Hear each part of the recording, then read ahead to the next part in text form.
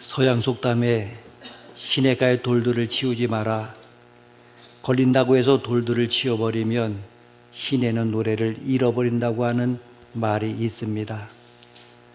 돌들이 있기 때문에 시냇물이 흘러가면서 노래를 창조한다고 하는 것입니다. 베드로가 베드로서를 쓸 때에 평안한 가운데 우리처럼 마음 놓고 예수를 믿으면서 쓴 것이 아닙니다.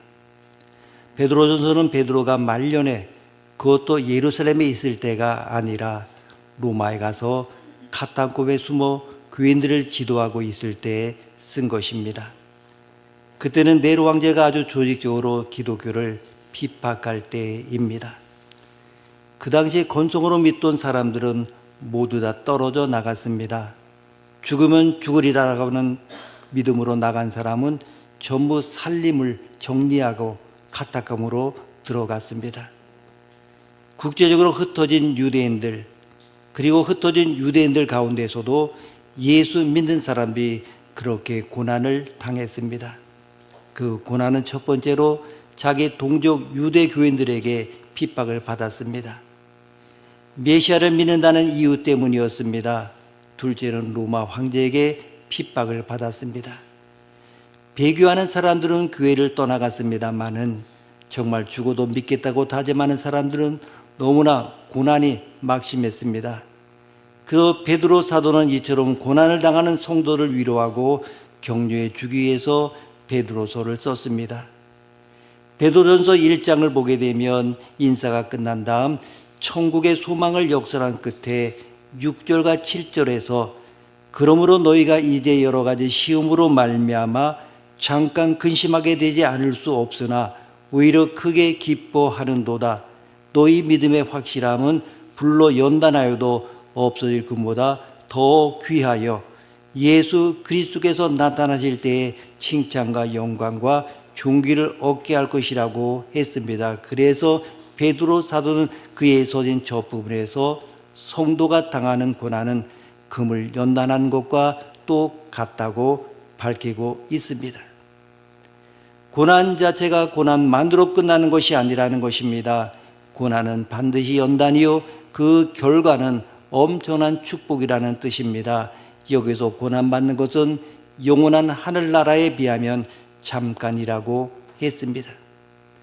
그렇게 고난을 받고 나면 하나님께서 너희를 온전하게 하고 굳세게 하고 강하게 하고 더를 견고하게 하리라는 것입니다. 즉 연단이 곧 은혜라는 것입니다. 하나님은 고난을 통해서 연단하시사 정금같이 키워주십니다. 이것이 하나님의 참된 은혜이기 때문에 이 은혜 가운데 자리를 잡고 고난 중에 어려움이 있더라도 흔들지 말고 거기에 자리 잡고 그 자리에서 승부를 보라는 뜻입니다. 즉 승리라고 하는 것은 고난을 통해서 연단받는 성도에게 있다는 뜻입니다. 본문은 편지의 마무리 부분으로서 끝 인사에 해당되는 그러한 내용입니다.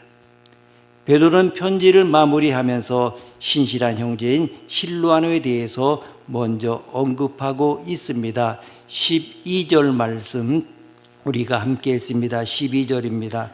내가 신실한 형제로 하는 실로아노로 말미암아 너에게 간단히 써서 권하고 이것이 하나님의 참된 은혜임을 증언하노니 너희는 이 은혜에 굳게 서라. 아멘. 베드로가 언급한 실로아노는 우리가 잘 아는 신라와 동일한 인물입니다. 실로아노라고 하는 이름을 로마식 표기이고 신라는 헬라식 표기입니다. 사도행전 15장을 보게 되면 실로아노 곧 신라는 예루살렘 공의의 중요한 결정을 바울과 바나바와 함께 안디옥 교회에 전달한 사람으로 등장하고 있습니다.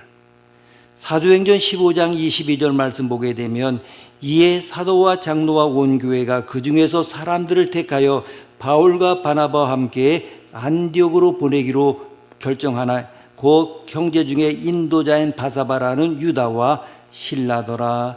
아멘.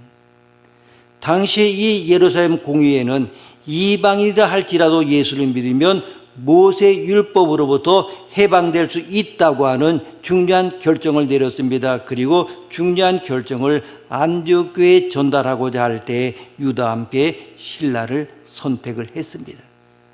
신라가 예루살렘 공의회의 중요한 결정을 전달하는 자로 선택된 것을 보게 되면 예루살렘 교회 성도들과 지도자로부터 신뢰를 받는 사람이었음을 알 수가 있습니다. 뿐만 아니라 신라는 바울의 신실한 동역자였습니다. 바울은 제2차 전도 여행 당시에 제1차 전도 여행 때 이탈했던 마가를 대신해서 신라를 데리고 떠났습니다. 사도행전 16장을 보게 되면 신라는 바울과 함께 복음을 전하다가 붙잡혀서 억울하게 누명을 쓰고 감옥에 갇히기도 했습니다. 그리고 그날 저녁 매를 맞고 붓고 터진 몸을 붙들고 차가운 감옥에서 바울과 함께 기도하고 찬양을 불렀습니다. 이렇게 신라는 바울과 함께 복음을 전했고 함께 고난을 당했고 감옥에 갇히기도 했습니다. 본문에서 베드로는 고난받는 초대교회 성도들 위로하기 위하여 편지를 쓰면서 실로아노를 신실한 형제로 언급을 합니다. 베드로는 편지 에필로그에서 신실한 형제로 아는 실로아노로 말미암아 너에게 이 편지를 썼다 이렇게 말합니다. 바울의 신실한 동역자였던 신라가 이제는 베드로의 신실한 동역자가 된 것입니다. 신라가 베드로의 동역자가 된 것은 언제부터였습니까? 학자들은 바울이 예루살렘으로 올라가서 로마까지 가는 순교 여행할 때 당시 베드로가 관심을 갖고 사역하던 지금의 튀르키예 갑바도게아로 가서 베드로와 합류하지 않았을까 이렇게 추측하고 있습니다. 중요한 것은 신라와 바울이 헤어졌습니다마는 변함없이 베드로와 함께 복음을 전하며 그리고 사역을 감당했던 것입니다. 사실 이 베드로에게는 영성과 지성을 겸비한 동역자가 필요했습니다. 그래서 하나님은 로마의 시민권자이자 영성과 지성을 겸비한 신라를 베드로에게 보내서 함께 동역하게 하셨습니다. 그때부터 베드로는 실로아노를 신실한 형제라고 기록하고 있습니다. 그렇다면 신실한 사람은 어떤 사람입니까? 여기 신실한으로 번역된 헬라어는 피스투인데 그 원형이 피스토스, 즉 믿음이라는 뜻입니다. 신실한 사람이란 우리 주 예수 그리스도 향한 절대적 믿음을 가진 자, 변하지 않는 마음을 가진 사람입니다. 처음과 끝이 같은 사람입니다. 어떤 환경에 처하든지 누구를 만나든지 그 마음에 변하지 않는 그러한 사람입니다. 사람은 상황에 따라 변합니다. 시대에 따라 변질됩니다. 그러나 신라는 예루살렘 교회 회중으로 있을 때도 신실한 사람이었습니다. 바울과 동역할 때도 마찬가지였습니다. 베드로와 함께할 때도 그는 신실한 사람이었습니다. 그는 언제나 변함없이 복음을 위해 살았습니다. 베드로만이 아니라 이 편지를 받는 초대교회 성도들 역시 실로아노를 신실한 형제로 알고 있었습니다. 우리 교인들 중에 보신 분도 여러 분 계십니다마는 실화를 바탕으로 만든 영화 신의 악단을 우리가 보았습니다. 영화 감상 후에 여러 가지 한번 정리해 보았습니다. 가짜들이 진짜를 흉내내다가 진짜가 됐는데 진짜들은 진짜로 하고 있다고 하는데 가짜가 더 많은 것 같다. 남한과 북한 어디에 진짜가 많을까요? 영화에서 큰 감동을 주었던 광야를 지나며를 작사 작곡한 정진숙 님은 대학 다닐 때 가난해서 버스도 못 타고 다녔다고 합니다. 어느 날 20만 원 주세요 기도했더니 딱 20만 원짜리 넷슨이 생기더라는 것입니다. 부족하니 더 달라고 기도하자 40만 원짜리 넷슨이 생겼답니다. 그때 그녀는 깨달았다고 합니다. 주님이 내 삶에 관심이 많으시구나. 이 삶의 경험이 광야를 지나며라는 곡에 녹아들었습니다. 삶의 광야에 들어서면 철학자가 되든지 진실한 신앙인이 됩니다. 세상은 광야입니다. 광야는 본래 원망과 불평이 많은 곳입니다. 여러분, 이집트에서 탈출했던 백성들 광야에 도착했을 때 감사보다도 원망과 불평이 많았습니다. 그리고 감사하는 것이 아니라 원망과 불평이 시작되지 않았습니까? 출애굽기 17장 3절에 보게 되면 백성은 거기에서 목이 말라 모세를 원망했다. 출애굽기 16장 7절 말씀 보게 되면 너희가 그분께 원망하는 것을 그분이 들으셨다 말씀하고 있습니다. 원어로 원망은 린인데 불만을 말하다 중얼거린다고 하는 뜻입니다. 광야에서 원망의 습관이 되고 그리고 루틴이 됩니다. 그런데 성경을 읽다가 놀라운 사실을 발견했습니다. 하나님은 모든 원망도 기도로 들으신다. 원망도 기도로 들으신다. 백성들이 그토록 원망하는 모든 요소를 하나님은 결국 다 해결해 주셨습니다. 원망도 기도로 들어줬다는 것은 큰 위로가 됩니다. 사실 우리의 기도 보게 되면 원망입니다. 여러분, 하나님께 마음껏 원망해도 됩니다. 갓난아이가 운다고 매일되지 않습니다. 엄마는 아기가 울면 이유를 찾아 해결해 줍니다. 우리도 아기처럼 울어봅시다. 원망해도 됩니다. 불평해도 됩니다. 그래도 하나님은 다 해결해 주십니다. 인간은 본래 원망과 불평의 동물입니다.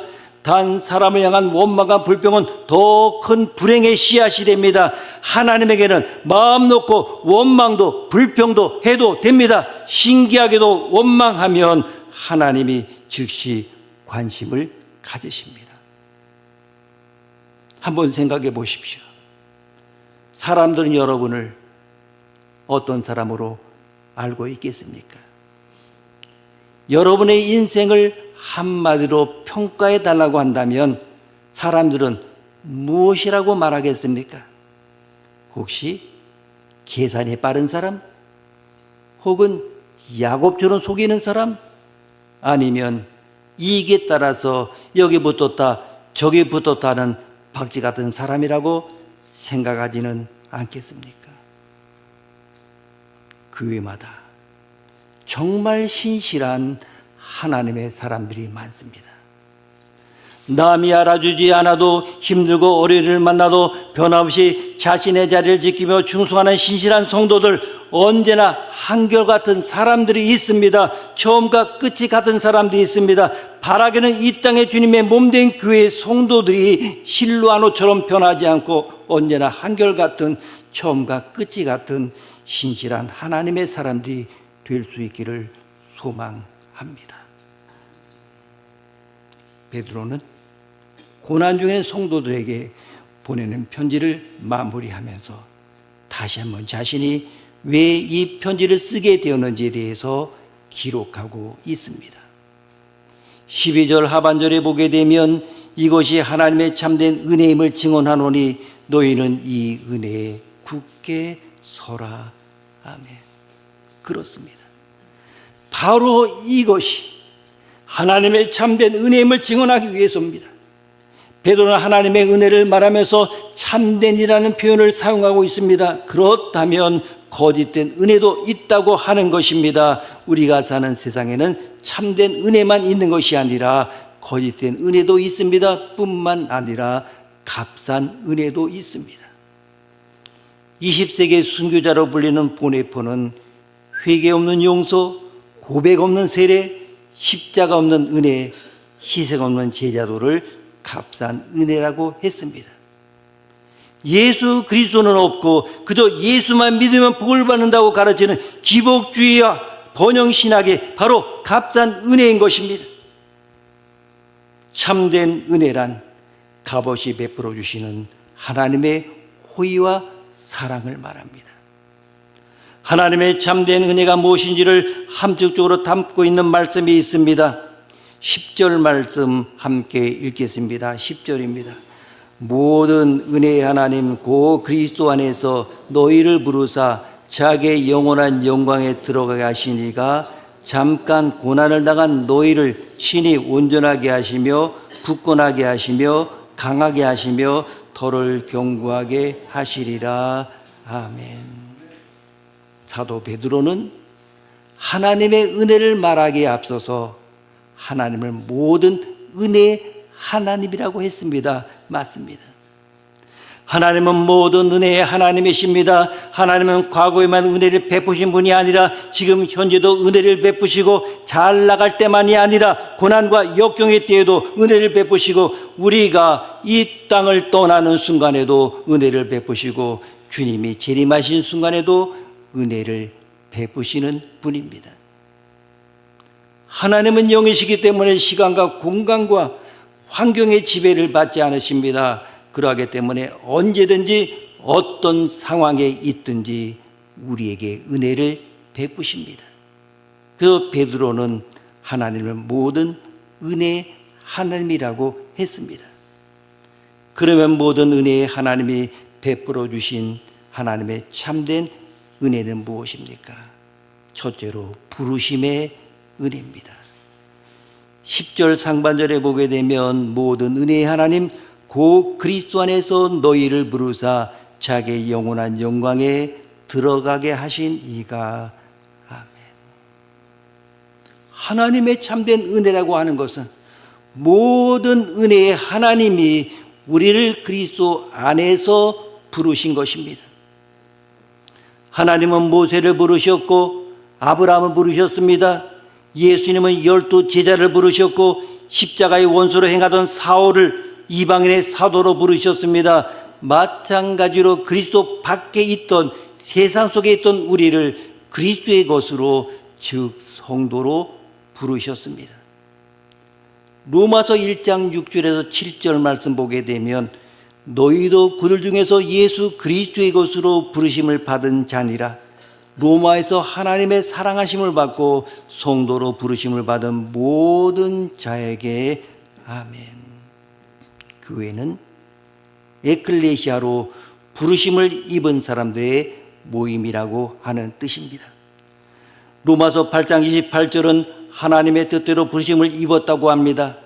우리가 알거니와 하나님을 사랑하는 자, 곧 그의 뜻대로 부르심을 입은 자들에게는 모든 것이 합력하여 선을 이루느니라. 아멘. 그의 뜻대로 부르심을 입었다는 것은 우리의 부르심이 오직 하나님의 은혜로 이루어졌음을 말합니다. 그래서 고린도전서 1장 26절에서 부르심을 받은 자들의 면면을 이렇게 소개하고 있습니다. 형제들아 너희를 부르심을 보라. 육체를 따라 지혜로운 자가 많지 아니하며 능한 자가 많지 아니하며 문벌 좋은 자가 많지 아니하도다. 아멘. 그러면 하나님은 왜 이런 자들을 부르셨습니까? 고린도전서 1장 29절 말씀 보면 이는 아무 육체도 하나님 앞에서 자랑하지 못하게 하려 하심이라. 아멘. 아무 육체도 하나님 앞에서 자랑하지 못하게 하기 위해서입니다. 우리의 부르심이 오직 하나님의 은혜임을 고백하도록 하기 위해서입니다. 우리가 부르심을 받은 것은 전적으로 하나님의 은혜입니다. 우리는 아무런 조건 없이 값없이 베풀어 주시는 하나님의 호의와 사랑으로 부르심을 입었습니다. 이것이 바로 하나님의 은혜의 시작인 것입니다. 두 번째로 영원한 영광에 들어가게 하신 은혜입니다. 10절 상반절을 다시 보면 모든 은혜의 하나님과 그리스도 안에서 너희를 부르사 자기의 영원한 영광에 들어가게 하신 이가. 아멘. 하나님께서 우리를 부르신 목적은 이 땅에서 출세하고 잘 먹고 건강하게 잘 사도록 하시기 위해서가 아니라 자기의 영원한 영광에 들어가게 하시기 위해서입니다. 영원한 영광이라고 하는 것이 무엇입니까? 우리가 그리스도와 함께 그리스도 안에서 누리게 될 구원을 말합니다. 디모데후서 2장 10절 말씀에 그러므로 내가 택함 받은 자들을 위하여 모든 것을 참음은 그들도 그리스도 예수 안에 있는 구원을 영원한 영광과 함께 받게 하려 함이라. 아멘. 그리스도 예수 안에 있는 구원을 영원한 영광이라 이렇게 말합니다. 영원한 영광은 우리가 장차 그리스도 안에서 누리게 될 천국의 영광을 가리킵니다. 모든 죄성에서 벗어나 죄와 죽음으로부터 자유함을 얻게 되는 영광을 말합니다. 그런데 이 땅, 이 세상의 영광은 영원하지 않습니다. 불의 꽃과 같습니다. 베드로는 모든 육체는 불과 같고 그 모든 영광은 불의 꽃과 같으니 풀은 마르고 꽃은 떨어진다고 했습니다. 기억하십시오. 우리가 받은 구원은 영원한 영광입니다. 이로써 예수님이 하나님의 아들로서 누리시는 영광을 우리가 함께 누리게 됩니다. 세 번째는 고난의 영광입니다. 10절 하반절을 보게 되면 자기의 영원한 영광에 들어가게 하시니가 잠깐 고난을 당한 너희를 친히 온전하게 하시며 굳건하게 하시며 강하게 하시며 터를 견고하게 하시리라. 아멘. 하나님이 우리에게 주시는 참된 은혜라고 하는 것은 고난의 은혜입니다. 우리는 과거 죄 가운데서 부르심의 은혜를 입었습니다. 현재도 하나님의 은혜 가운데 살고 있습니다. 그리고 장차 그리스도가 들어가신 그 영원한 영광에 들어가는 은혜를 분명히 누리게 될 것입니다. 그런데 부르심을 받고 영원한 영광에 들어가는 그리스도인들은 이 땅에 사는 동안 피할 수 없는 것이 있습니다. 바로 고난의 은혜입니다. 앞서 말씀드린 대로 베드로는 박해로 인하여 고난 중에는 성도들 위로하고 격려하기 위해서 이 편지를 쓰고 있습니다. 이 편지를 받는 사람들은 하루하루 신앙을 위해서 목숨을 걸어야 하는 그런 상황 가운데 있습니다. 그렇다면 고난이 하나님의 참된 은혜인 것은 왜입니까? 답은 명료합니다. 우리가 주님과 함께 누리게 될 영원한 영광과 비교하면 그 고난은 잠깐이기 때문입니다. 사도 바울은 말합니다. 현재의 고난은 장차 우리에게 나타날 영광과 비교할 수 없도다. 또한 고난은 유익을 가져다 줍니다. 10절 하반절 보면 잠깐 고난을 당한 너희를 친히 온전하게 하시며 굳건하게 하시며 강하게 하시며 터를 견고하게 하시리라. 아멘. 오늘날 C.S. 루이스에게 한 사람이 찾아왔습니다. 그는 왜 인간에게 고난이 있어야 합니까? 라고 질문했습니다. 그때 루이스는 이렇게 대답했습니다. 그렇지 않아도 타락한 인간이 고난마저 없었다면 얼마나 교만하겠는가. 인간은 고난이 있기 전에는 하나님에게 귀를 기울이지 않습니다. 고난마저 없다면 우리 인간들은 더 죄를 범하고 교만하게 될 것입니다. 고난이 있기 때문에 하나님을 찾고 하나님을 생각하며 하나님 앞에 나오게 되는 것입니다. 고난은 힘들고 어렵습니다. 고난을 좋아하는 사람은 아무도 없습니다. 그러나 고난은 우리를 온전하게 하며 굳건하게 하며 강하게 하며 터를 견고하게 만듭니다. 고난을 통해서만 경험할 수 있는 은혜가 있습니다. 이런 고난의 유익이 있기에 고난을 하나님의 참된 은혜라고 말하는 것입니다. 12절 하반절에 보게 되면 이것이 하나님의 참된 은혜임을 증언하노니 너희는 이 은혜에 굳게 서라. 아멘. 은혜에 굳게 선다고 하는 것, 흔들리지 않는 것을 말합니다. 복음 때문에, 신앙 때문에 고난을 당하고 핍박을 받을지라도 나를 부르시고 자기의 영원한 영광에 들어가게 하신 하나님의 참된 은혜를 생각하며 흔들리지 말라는 것입니다. 은혜에 굳게 서라는 것은 세상의 즐거움이 영원한 것처럼 보여도 그것 때문에 흔들리지 말라는 것입니다. 그것은 잠깐이고 우리가 장차 그리스도와 함께 누리게 될 영광은 영원한 것이기에 하나님의 참된 은혜에 굳게 서라는 것입니다. 우리는 신자유시대에 여러 사상의 혼합과 편견 속에서 믿음을 지키며 살아야 하는 그리스도인입니다. 그런데 세상의 길과 믿음의 길은 서로 반대 방향을 향하고 있습니다. 그러다 보면 믿음을 지키며 그 길을 가기로 결정한다면 세상의 거센 핍박이 파도처럼 우리를 위하여 몰려옵니다. 그럴 때마다 여러분 기억하십시오.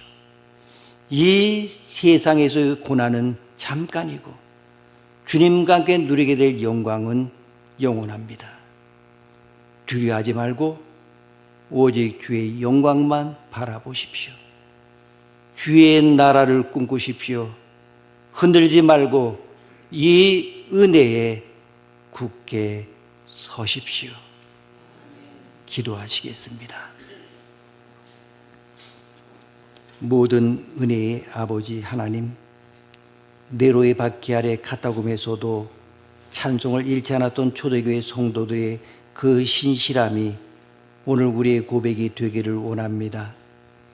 인생의 광야에서 겪는 돌짝바 같은 고난이 우리를 넘어뜨리는 장애물이 아니라 정금같이 빚으시는 하나님의 손길임을 믿음으로 선포합니다.